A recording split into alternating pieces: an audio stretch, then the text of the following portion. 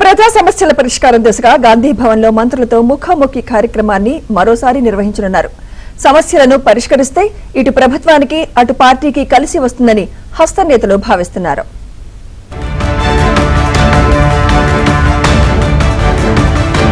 తెలంగాణలో కాంగ్రెస్ ప్రభుత్వం ఏర్పాటయ్యాక PCC chief బాధ్యతల నుంచి రేవంత్ రెడ్డిని తప్పించి మహేష్ గౌడ్ కి బాధ్యతలు అప్పగించింది అధిష్టానం.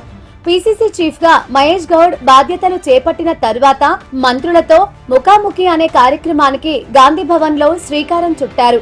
2024 సెప్టెంబర్ 24న మొదలైన ఈ కార్యక్రమానికి పాజిటివ్ టాక్ వచ్చింది.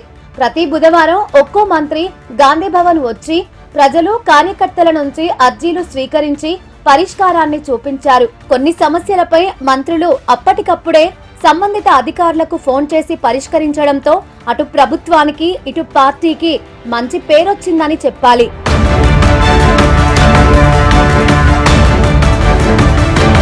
మంత్రులతో చేపట్టిన ముఖాముఖి కార్యక్రమంపై ఇతర రాష్ట్రాల కాంగ్రెస్ నేతలు సైతం హర్షం వ్యక్తం చేశారు. ప్రజలకు మంత్రులు అందుబాటులో ఉండి సమస్యలు పరిష్కరించడం మంచి విషయమని, తమ రాష్ట్రంలోనూ ఇలాంటి కార్యక్రమాలు చేపడతామని కాంగ్రెస్ పాలిత రాష్ట్రాల పీసీసీ అధ్యక్షులు తెలంగాణ నేతలకు లేఖలు సైతం రాసి ప్రశంసించారు. ప్రజలతో పాటు కార్యకర్తలు గాంధీ భవన్ వచ్చి తమ సమస్యలతో పాటు తమ ప్రాంతాలలో ఉన్న పార్టీ సమస్యలను సైతం మంత్రులకు వివరించి పరిష్కరించుకునేవారు.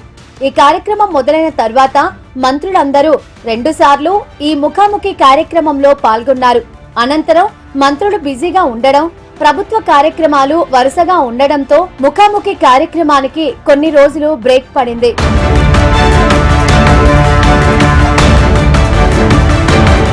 మంత్రులు ఉన్నా లేకున్నా ప్రతి బుధవారం అర్జీలు పట్టుకొని ప్రజలు గాంధీ భవన్ కు రావడంతో మళ్లీ మంత్రులతో ముఖాముఖి కార్యక్రమాన్ని కొనసాగించారు.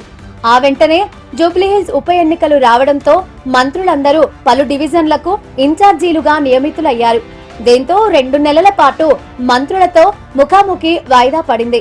జూబ్లీహిల్స్ ఉప ఎన్నిక ముగిసిన వెంటనే మున్సిపల్, పంచాయతీ ఎన్నికలు జరగడంతో మంత్రులు తమ సొంత నియోజకవర్గాలకు పరిమితమయ్యారు.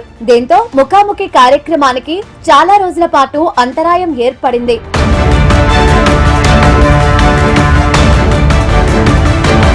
ప్రభుత్వం ఏర్పడి 2.5 సంవత్సరాలు పూర్తి కావడం, గాంధీ భవన్ కి ప్రతి బుధవారం ప్రజలు అర్జీలు పట్టుకొని వస్తూ ఉండడంతో మంత్రులతో ముఖాముఖిని పునఃప్రారంభించాలని పీసీసీ చీఫ్ మహేష్ గౌడ్ నిర్ణయించారు. వచ్చే అసెంబ్లీ ఎన్నికల వరకు ఎలాంటి ఆటంకాలు లేకుండా ఈ కార్యక్రమాన్ని కొనసాగించాలని CM Revanth, PCC chief Mahesh Goud, party in charge Meenakshi Natarajan నిర్ణయించారు. మంత్రులు అందుబాటులో లేకపోతే ప్రభుత్వ విప్పులు, కార్పొరేషన్ చైర్మన్లను గాంధీ భవన్ కు పిలవాలని పార్టీ పెద్దలు భావించారు. దానిలో భాగంగానే ఈ కార్యక్రమం పేరును మంత్రులతో ముఖాముఖి కాకుండా ప్రజలతో ముఖాముఖిగా మార్చాలని పీసీసీ చీఫ్ ఆదేశించారు.